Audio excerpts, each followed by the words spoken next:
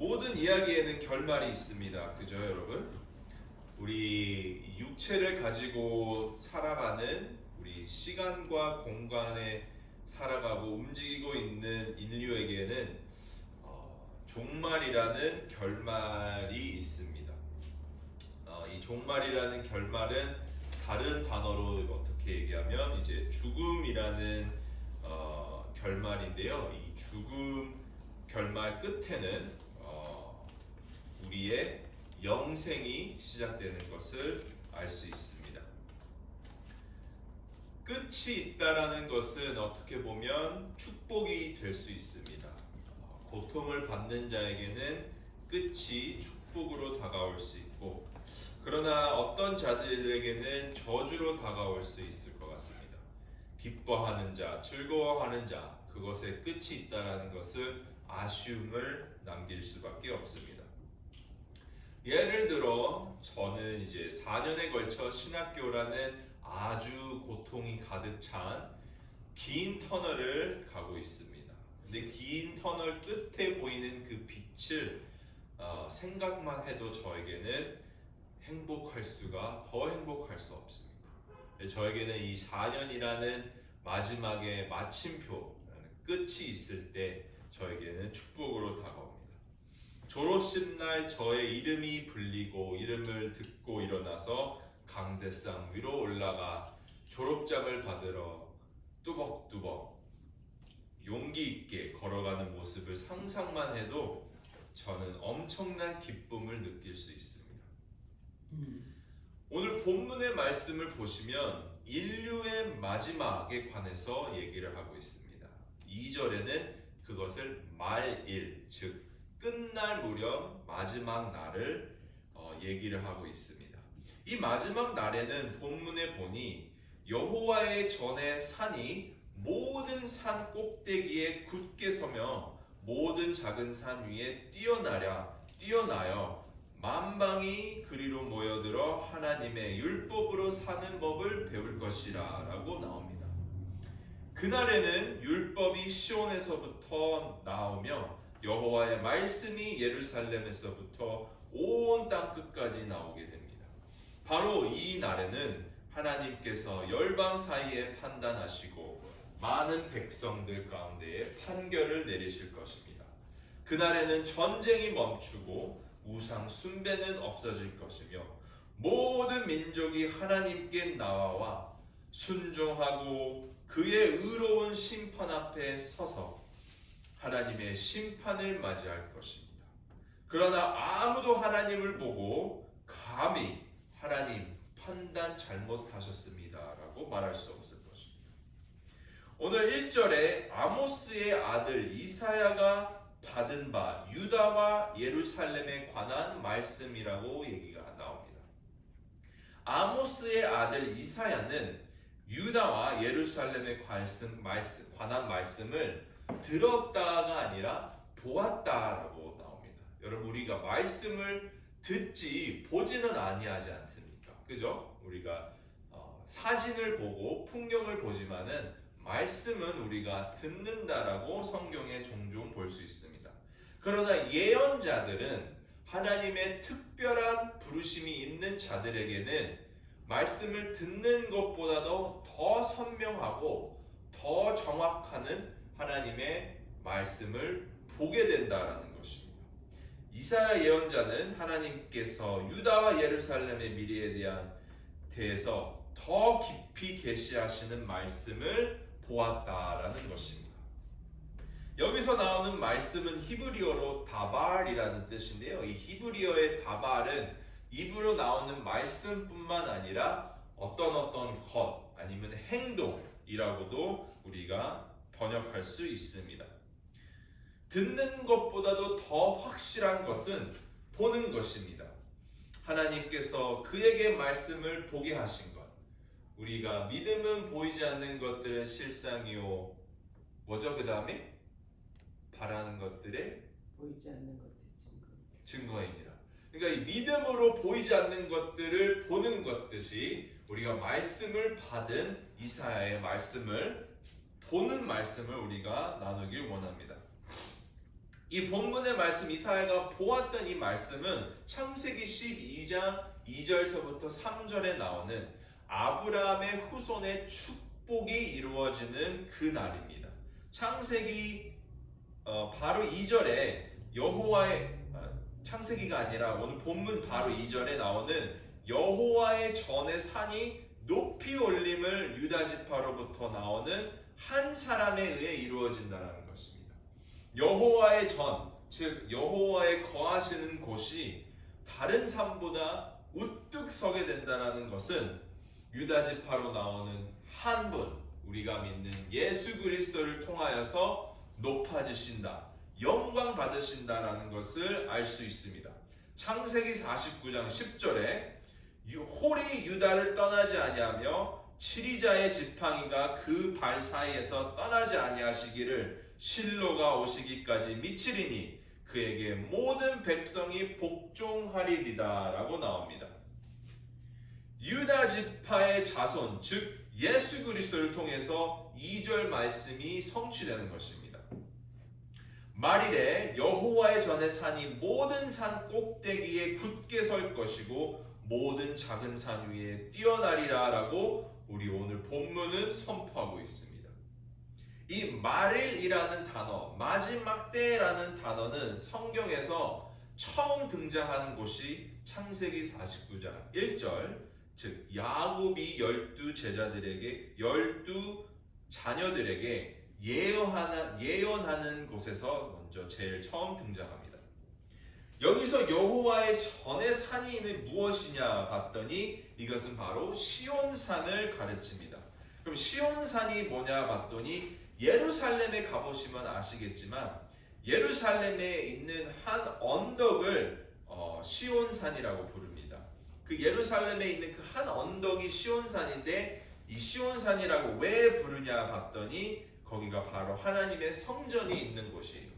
즉 하나님의 성전이 있는 곳을 시온산이라고 부르고 예루살렘에는 그 언덕을 하나님의 성전이 있는 그 언덕을 시온산이라고 부릅니다. 이 시온산에서는 구약 성경에 보면 하나님께서 친히 이스라엘 백성들 위해 내려오셔서 그들과 동행하시고 이스라엘 민족들은 그 시온산에서 하나님을 찬양하고 경배했던 것입니다.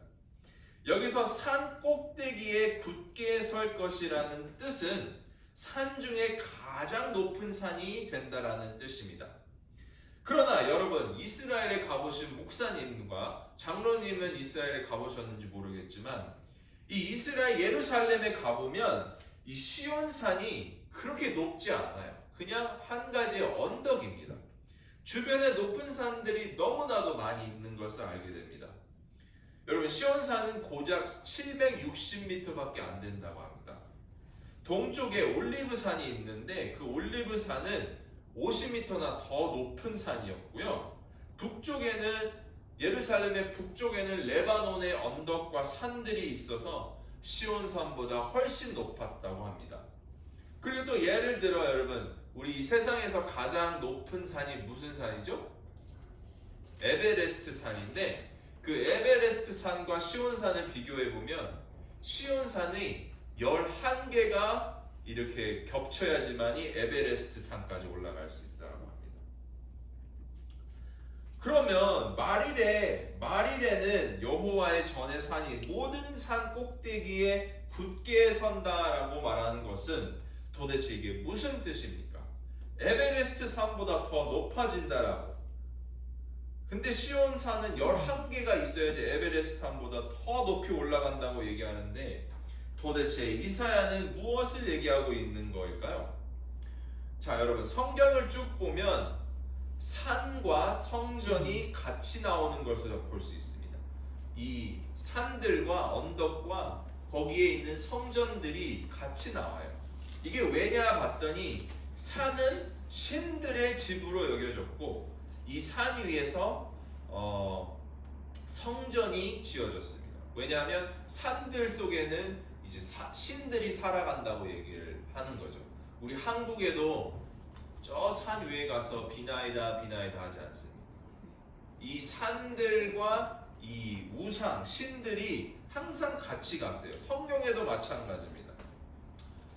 이것은 하늘과 더욱더 가까우면 가까워질수록 신과 가까워진다라고 생각하는 것도 있어서 산들에는 바알 신들 섬기는 성전이 있었고 제우스 신, 여러 우상을 섬기는 성전들이 있었습니다. 그러나 이 시온산은 이스라엘 하나님이 택하신 곳입니다. 그의 백성들과 만나는 곳이었고 이곳에 하나님의 성전이 지어졌고 거룩한 성막이 지어졌다라고 얘기합니다. 나중에 이제 예배 끝나시고 저 뒤에 예루살렘의 사진이 있는데 저 화장실 옆에 예루살렘의 사진 보면 저 언덕이 바로 그 시온산인 거예요. 이 성막에서는 거룩한 하나님이 성막을 통해서 이스라엘 민족과 동행했던, 거했던 곳입니다. 그러므로 오늘 이사야가 말하고 있는 것은 무엇이냐? 말일의 마지막 때에는 아브라함의 하나님, 우리 주 예수 그리스도의 하나님이 다른 그 어떤 거짓 신들과 우상들보다도 높이 올려드려 영광을 홀로 받는다라는 것입니다. 마지막 때에는 모든 우상 숭배는 없어질 것이고 오직 만물을 창조하신 우리 주 창조주 하나님만 예배할 것이 나타나고 있습니다. 아멘. 다른 산들보다 작은 시온산이지만 불과 760m의 언덕이지만은 자연의 법칙을 뛰어넘어 모든 만물을 창조하신 우리 주 하나님께서는 이 자연의 법칙 위에 서서 모든 우상들 위에 서신 홀로 되신 하나님 아버지이시라는 것을 온 세상이 알게 될 것입니다. 모든 우상과 거짓 신들은 멸망하고 오직 한 가지의 예배만이 남을 것입니다. 바로 지금 우리가 드리고 있는 예배가 마지막 때에는 온 만민 백성들이 모여서 하늘과 땅을 창조하신 유일하신 여호와 하나님을 향한 경배와 찬송과 영광을 올려드릴 것을 우리는 오늘 본문을 통해서 볼 수 있습니다. 아멘. 이것이 바로 우리가 가지고 있는 희망과 소망입니다, 여러분. 아멘. 모든 열방 땅 가운데 하나님께서 예수 그리스도를 통해서 영광 받으실 때에 만민들은 그 앞에 나와 하나님의 법 앞에 무릎을 꿇고 하나님의 입에서 나오는 예루살렘과 시온에서 나오는 하나님의 말씀을 사모하게 될 것입니다. 아멘. 하늘의 법은 자연의 법과 다릅니다. 주여. 하늘나라의 법은 이 땅의 법과 다릅니다, 여러분. 주여. 이것은 예수님이 바리새인과 세리의 기도를 통해 우리에게 가르쳐 주신 것을 볼 때 알 수 있습니다. 내가 너희에게 이르노니 이 사람이 저보다 의롭다 하심을 받고 집에 내려갔느니라.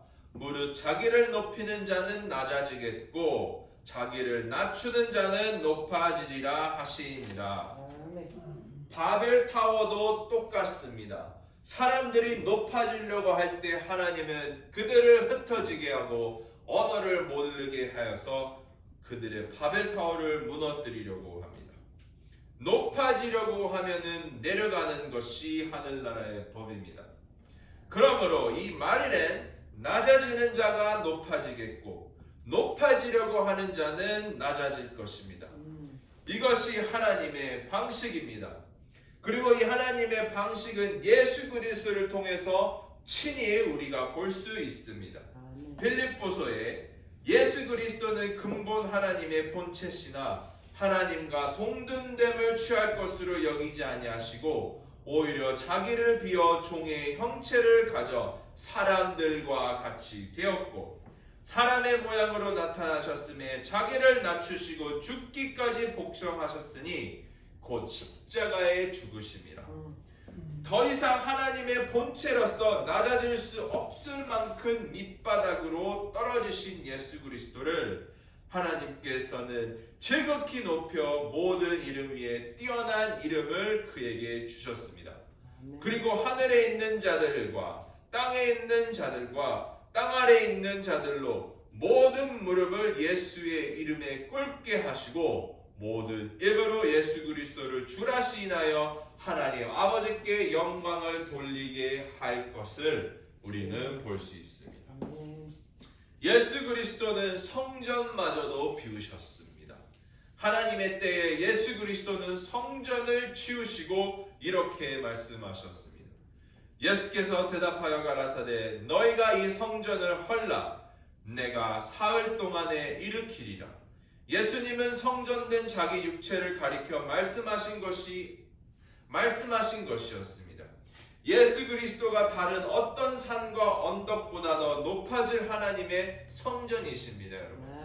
그리고 우리 교회가 하나님의 성전이고 우리는 예수 그리스도를 통하여 하나님의 영광만을 나타내는 하나님의 본체의 예수 그리스도와 하나 된 자들입니다. 그리고 이 예수 그리스도를 믿는 저와 여러분은 그리스도와 함께 죽음에서 부활하셔서 승천하신 것처럼 예수 그리스도를 통해서 높아질 것을 얘기하고 있습니다. 그리스도의 순종과 겸손과 깨끗게 하심으로 예수를 그리스도라 믿는 자들은 하나님의 성령이 거하는 성전이라고 부르심을 받을 것입니다. 이것이 바로 보혜사 성령님, 지혜의 성령님이 거하시는 교회, 그리스도의 몸된 지체인 것입니다. 예수 그리스도가 진리요 길이요 생명이니 그로 말미암지 않고는 아버지께로 올 자가 없느니라 하셨습니다. 바로 예수 그리스도가 거룩한 하나님과 죄인된 저와 여러분을 엮는 절대로 무너지지 않는 다리입니다. 그가 바로 우리를 위해 하나님 앞에 서셔서 구속의 마침표 대신 우리의 구원의 반석이십니다. 요한복음 12절 33절에 예수께서는 내가 땅에서 들리면 모든 사람을 내게로 이끌겠노라 하십니다.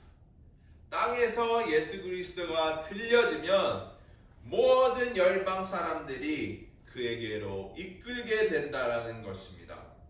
오직 그리스도를 통해 우리는 시온산 위에 계신 하나님 앞에 거룩하고 흠없게 나아갈 수 있습니다. 바로 교회가 성령님이 거하시는 처소이고 여호와의 율법이 말씀이 열방에 선포되는 바로 시온산이 되는 것입니다. 바로 우리의 상상을 초월한 하나님의 방식으로 이루어질 것을 본문 2절은 이야기하고 있습니다. 여기 본문 2절에 모여들다라는 단어를 사용하고 있습니다. 그리스도가 땅에 들리면 모든 사람들이 그에게로 이끌겠노라 라고 나오는 요한복음의 말씀처럼 여기에 하나님의 성전이 굳게 설 때, 모든 땅 위에 설 때에 사람들은 모여들 것이라 라고 나옵니다. 이 모여들 것이라 라는 원어는 나할이라는 단어인데요, 이거는 바로 흘러나간다라는 뜻이에요. 여러분, 이 강이 점점 바다에 흘러내려갔듯이 사람들은 시온산에 강이 흘러가듯이 하나님의 도를 찾아 시온산으로 점점 흘러간다라는 뜻입니다. 여러분, 강은 위에로부터 밑으로 흘러내립니다. 그죠? 이 중력의 법칙으로 인하여서 절대로 강은 밑에서부터 위로 흘러내려가는 것이 없습니다. 그런데 여기를 보시면 이 시온산이 가장 높은 산이 된 이후에 이 사람들이 강물처럼 그 위로 시온산으로 점점 흘러간다라고 얘기를 합니다. 말이 되지 않는, 도저히 우리의 이해로 알 수 없는 것입니다. 근데 이게 말이 되는 게 왜 그러냐 봤더니 여러분, 예수 그리스도께서 자연의 법칙을 깨어서 죽음에서 부활하셨듯이 열방 또한 가장 높은 산인 시온산 정상으로 강물이 흐르듯이 모인다라는 것입니다. 즉, 이 뜻은 하나님이 하신다라는 것이에요. 자연의 힘으로는 도저히 강물을 에베레스트 산 위로 올라게 흘러갈 수 있도록 중력을 거슬러 나아갈 수 있도록 할 수 없어요. 그러나 오직 하나님만이 자연을 만드시고 물을 만드시고 모든 만물을 만드셨기 때문에 그것이 가능합니다. 그리고 또한 예수 그리스도가 하나님의 아들이시기 때문에 죽음에서 부활할 수 있었어요. 아멘. 죽음에서 부활할 수 있는 하나님의 승천할 수 있는 자는 예수 그리스도밖에 없다라는 것입니다. 아무리 중력이 세도 아무리 자연의 법칙이 강해도 이 자연의 힘으로는 하나님의 백성들이 복음을 통하여서 그리스도로 모여드리는 것, 그리스도로 강물이 흐르듯이 흘러나오는 것을 막을 수 없다라는 것입니다. 그때에는 교회가 모든 이방인들로 숫자로 인해서 터질 것입니다. 네.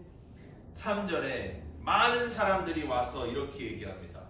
오라, 우리가 여호와의 신에 오르며 여호와의 산에 오르며 야곱의 하나님의 전에 이르자. 그가 그 도로 우리에게 가르치실 것이라. 우리가 그 길로 행하리라 하리니 이는 율법이 시온에서부터 나올 것이요 여호와의 말씀이 예루살렘에서부터 나올 것임이라. 아멘. 참 놀랍게도 여러분, 이사야는 아직까지 이스라엘 민족에 대해서 하나도 얘기한 적이 없어요. 이방 민족들에게 대해서 얘기를 하고 있어요. 그리고 이방 민족들이 우상 숭배를 하는 민족들이 하나님이 영광이 나타날 때, 영광이 승천할 때 어떻게 반응하는지 우리에게 알려주고 있습니다. 우리는 좋은 것을 보면은 사랑하는 사람과 나누려고 합니다. 좋은 음식, 좋은 경치, 재미있는 TV 프로그램, 트로트 등등 모든 것들을 좋아하는 사랑하는 사람과 나누려고 합니다. 이 하나님의 영광이 이방 민족들에게 나타났을 때 그들은 그것보다 더 좋은 것이 없다라는 것을 무의식적으로 알 수 있습니다. 그리고 그 영광에 반응하여서 하나님 앞에 나올 수밖에 없는 것입니다. 우리에게도 이 좋은 것이 있습니다. 그죠? 굿뉴스, 복음이라는 것입니다. 이 복음을 통해 하나님의 영광이 나타날 때에 교회는 하나님의 법을 듣기 위하여서, 진리를 찾기 위하여서 이방인들이 점점 몰려들 것입니다. 우리 그 다락방 사건을 보시면 알다시피 성령의 불이 사도행전 2장에서 다락방에 기도할 때에 나왔던 거죠. 하나님의 영광이 그곳에 나타날 때 주변에 얼마나 많은 사람들이 그곳에 모였습니까? 우리가 전도할 수 있는 것은 하나님께서 예수 그리스도를 죽음에서 부활시키시고 하늘나라의 영광으로 승천하셨다라는 것을 믿고 전할 때에 이 영광을 통해서 하나님의 진리를 깨닫기 위하여 이방인들이 교회로 나온다는 것입니다. 즉 복음이 전도의 중심이라는 것입니다. 그리고 본문 3절에는 우리가 하나님의 영광을 드러낼 때에, 복음을 드러낼 때에, 믿고 하나님 앞에 빛 가운데 행할 때에 5절처럼 이방인들이 이방인들을 전도하기 시작합니다. 이방인들이 이방인들 보고 오라, 우리가 여호와의 신에 가자라고 얘기를 합니다. 야곱의 하나님의 도를 갈망하는 우상 숭배를 했던 이방인들, 그 길로 행하리라라고 굳게 다짐한 이방인들, 어떻게 보면 참 안타깝습니다. 그죠? 하나님의 율법을 받은 이스라엘 민족은 하나님을 오히려 몰라라 했습니다. 우상 숭배하고 우상 숭배에 찌들었던 이방인들은 하나님의 영광, 예수 그리스도의 교회 대신 모든 산 위에 뛰어난 산을 봤을 때 하나님께 돌아오고 있습니다. 이 상황이 2000년 전에 예수 그리스도께서 부활하셨을 때 많은 이방인들이 하나님 앞에 나왔던 것을 살짝이라도 볼 수 있습니다. 이 상황, 참 안타까운 상황을 설명할 때, 이 아이러니하는 상황을 설명하는 것 중에 가장 좀 이해가 되는 것은 바로 이방인들 가운데도 진리를 사모한다라는 마음이 있는 것입니다. 이 진리를 사모하는 마음은 우리의 죄성과 같아서, 우리 아담과 하와를 보면 이 아담과 하와의 죄로 인하여서 모든 사람들이 죄인이 되었던 것처럼, 이 하와가 진리를 탐하여서 선악과를 따라갔더니 진리를 갈망하는 그 마음은 우리 이방인들이나 그리스도인들에게나 다 있습니다. 이 이방인들은 하나님의 도를 배우길 원하였고 그 길로 행하리라 라고 고백합니다. 시온에서만 나올 수 있는 하나님의 율법과 여호와의 말씀을 사모하였던 것입니다. 즉 예수 그리스도가 머리 되신 하나님 아버지의 예수 그리스도의 지체이신 교회에서부터 나올 수 있는 하나님의 말씀과 가르치심을 사모하여 모였다는 것입니다. 우리가 오히려 나가서 전도할 수 있지만, 우리가 전도할 때는 예수 그리스도의 영광만이 나타날 때 그들은 교회로 물러들고 진리를 사모하게 되는 것입니다. 프로그램이 중요한 게 아니라, 우리의 맛있는 음식이 중요한 것이 아니라, 하나님의 아들이신 예수 그리스도의 승천하심과 부활하심과 우리를 위하여 속죄제물로 죽으신 십자가의 역사하심을 볼 때 그들은 진리를 쫓아 교회로 들어오게 되는 것입니다. 그리고 여기에 그들이 진리라고 여겼던 것은 바로 여호와의 말씀, 예수 그리스도께서 모든 것을 만드시고 모든 것을 순종으로 이루셨던 모세의 율법들이 있습니다. 여러분, 하나님의 도와 그의 가르치심, 예수 그리스도를 볼 때에 사람들은 그것으로 하여금 움직이게 됩니다. 가만히 있질 못해요. 진리를 따라서 쫓아나가게 됩니다. 그리고 혼자뿐만 아니라 옆에 있는 사람들도 같이 그 법을 듣게 하고 보게 하고 순종하게 되는 것입니다. 그러나 안타까운 사실은 이스라엘은 그런 삶을 살고 있지 않았습니다. 마지막 때엔 하나님께서 바벨타워를 흩으시고 바벨타워를 부수셔서 모든 만민 열방들 사람들을 흩으시게 한 열방들이 다시 시온산이라는 것으로 모으게 됩니다. 이 인간의 영광과 인간의 성공을 상징하는 바벨타워가 무너졌을 때 하나님의 영광과 하나님의 진리를 상징하는 모든 산 위에 가장 으뜸이신 이 시온산이 높이 올랐을 때는 다시금 하나님이 모이신다는 것입니다. 인간으로서 모였을 때는 죄이지만 하나님으로 모였을 때는 그것이 영광입니다. 예수 그리스도의 부활과 승천 가운데에 모든 민족들이 하나님 앞으로 나올 수 있게 된 것이었어요. 그리고 하나님 앞에 나오는 것이, 모이는 것이 죄가 아니라 하나님께서는 흩어지지 않게 하지 아니하시고 모여서 영광 가운데 하나님을 즐거이 예배하는 그 날이 바로 오늘 본문의 말씀입니다. 하나님을 사모하기 때문에, 예수 그리스도의 법에 진리에 귀 기울이고 행하려고 하기 때문에 더 이상 모이는 것이 죄가 아니라 하나님 앞에 영광 올려드리는 그 모임이 되는 것입니다. 이 모임이 바로 우리 교회에서부터 시작되는 것입니다. 교회에서 모이는 이유가 하나님이시기 때문에 우리가 모여도 죄가 아닌 것입니다.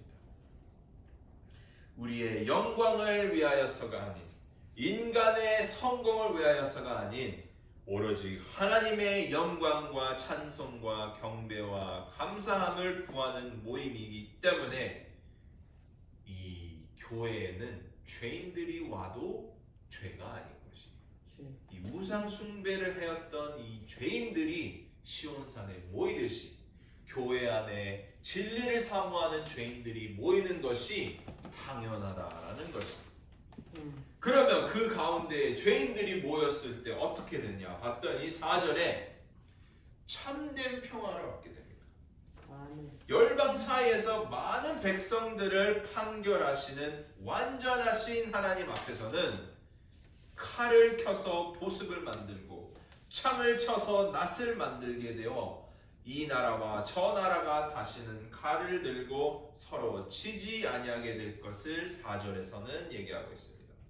다시는 분쟁이 없고 다시는 전쟁이 일어나지 않고 다시는 다툼이 필요 없게 되는 것입니다. 완벽한 통치자의 나라는 하나님의 나라는 평화와 사랑과 영광이 가득하기 때문에 우리가 이 세상에서 물어 찌들어서 갈고 닦든 이 성공의 비결의 이 창과 이 칼들을 교회 안으로 갖고 왔을 때는 나눠주기 바쁜 사랑의 도구로 변하게 된다라고 합니다.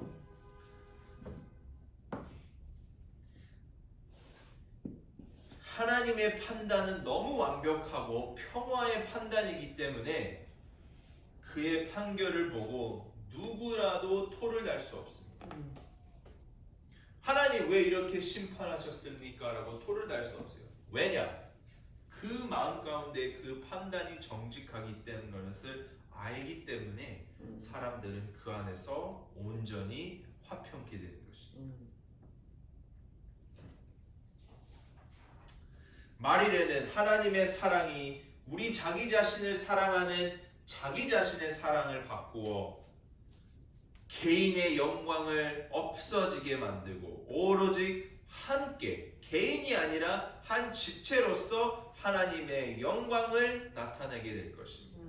하나님의 영광과 사랑만이 시온산 위에 교회 가운데 널리 퍼질 것입니다. 이때는 여러분 해와 달도 필요 없습니다. 별들도 필요 없어요. 왜? 그리스도의 거룩한 진리가 빛으로 쫙 비춰지기 때문에 그때 예수 그리스도의 얼굴로부터 나오는 빛이 있기 때문에 더 이상 이 빛을 상징하는 해와 달이 필요가 없습니다. 빛 자체가 있기 때문에 사람들의 진정한 안전의 원천, 진정한 안락함의 원천이신 하나님께 우리가 집중할 때에 우리 자신이 아니라 나약하고 힘든 사람들이 아니라 부족한 사람들이 아니라 안전과 평화의 원천이신 하나님께 우리가 집중할 때에는 다툼이 없어져요. 모든 전쟁이 끝나고 오직 화평만 있게 되는 것입니다. 그러므로 5절에 야곱 족속아 오라 우리가 여호와의 빛에 행하자. 오늘 본문은 이스라엘 민족을 향해서 이사야가 하는 이 메시지로 끝이 납니다. 오라 우리가 여호와의 빛에 행하자. 그리고 여기서 행하자라는 말은 걷자라는 말과 같습니다. 3절에 이방인들이 다른 이방인들을 여호와의 산으로 초대했던 것과 다르게 여기서는 이사야는 빛의 안으로 초대합니다. 산으로 초대하는 것이 아니라 빛 안으로 초대를 하는 것입니다. 즉 이 뜻은 무엇이냐? 이스라엘 민족들이 빛 안에 행하지 않았다는 것입니다. 이스라엘 민족들이 빛에 거하지 않았다라는 것이에요. 이스라엘 민족들에게 이사야 선지자는 이방인들도 하나님의 영광을 보고 빛 가운데 행하는데 우리도 그것을 본받아야 되지 않냐라는 것입니다. 이 거꾸로 되는 것이에요. 머리가 꼬리가 되고 꼬리가 머리가 되고. 여기서 얘기하는 여호와의 빛은 무엇일까요, 여러분? 바로 하나님의 계시입니다. 하나님의 법, 하나님의 가르침, 말씀, 진리. 이방인들이 그토록 사모하는 하나님의 계시를 이야기하고 있습니다. 시온을 마음 가운데 품고 시온을 너무나도 사랑하고 유다를 갈망하는 이사야 선지자는 자기 이스라엘 민족에게 이방인들만큼이라도 하자라고 이야기하고 있는 것입니다. 열방이 하나님께 진리를 찾아 모일 때는 믿는 자들은 진리 안에서 거하고 있어야 되는 것입니다. 하나님을 아는 지식만으로는 부족합니다. 행함이 있어야 되는 것입니다. 믿는 자는 반드시 믿음 안에서 행함으로 걷는 자들을 얘기하고 있습니다. 그리고 한 신학자들은 이방인들이 이렇게 얘기합니다. 이방인들이 교회로 오기 전에 교회에 오고 싶어 하도록 믿는 자가 믿음 안에서 행하여야 한다고 말합니다. 이 모일 가치가 있어야 사람들이 모인다는 것이에요, 여러분. 이스라엘 가운데 이스라엘 민족들이 빛 가운데 거하지 않는데 어떻게 모이냐 이것입니다. 오늘 저와 여러분은 하나님의 빛 가운데서 행하는 자가 되시기를 바랍니다. 예수 그리스도께서 우리에게 주신 이 길을 따라 여호와의 가르침으로 우리의 상황이 좋거나 나쁘거나 힘들 때라도 굳건히 기도와 하나님 앞에 감사함으로 믿음 위에 서는 만세반석 위에 서는 그리스도인들이 되시기를 원합니다. 마지막 때에 이 말일 때에 오실 하나님의 영광 가운데에 그것을 보고 오는 열방을 향해 빛의 자녀로서 살아가는 저와 여러분이 되시길 원합니다. 저와 여러분의 이야기는 결말이 있습니다. 종말이 있습니다. 우리의 이 지구상에서 살아가는 이 이야기에서는 끝이 있습니다. 그 결말은 바로 예수 그리스도의 영광 가운데 거하는 영생입니다. 그리고 그 영생은 곧 유일하신 참 하나님과 그의 보내신 자 예수 그리스도를 아는 것이라고 요한복음은 얘기합니다. 그 영생 가운데에 힘을 얻어 우리 다음 주도 이번 올해도 승리하셔서 우리의 영광이 아닌 예수 그리스도의 영광만을 나타내는 그리스도의 참된 교회가 되시기를 저와 여러분이 되시기를 간절히 기도합니다. 영생은 곧 유일하신 참 하나님과 그의 보내신 자 예수 그리스도를 아는 것이라고 나옵니다. 마지막 때에 우리뿐만 아니라 법을 받지 못한 이방인들도 이 사실을 알기 때문에 그 전에 법을 먼저 받아 예수 그리스도를 주라시는 저와 여러분이 열심으로 믿음으로 함께 나아가는 물된 동산 교회가 되기를 간절히 기도합니다. 기도하시겠습니다.